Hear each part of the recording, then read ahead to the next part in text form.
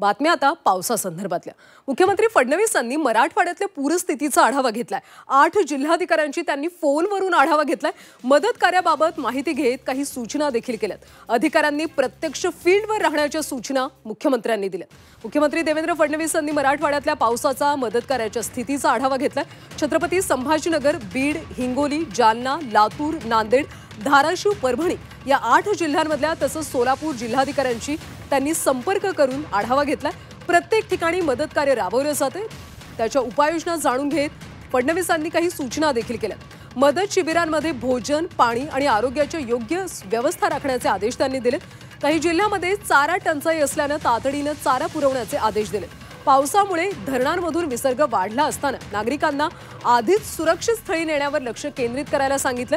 सर्व अधिकाऱ्यांनी प्रत्यक्ष फील्डवर राहून काम करावं अशा सूचना फडणवीसांनी दिल्या।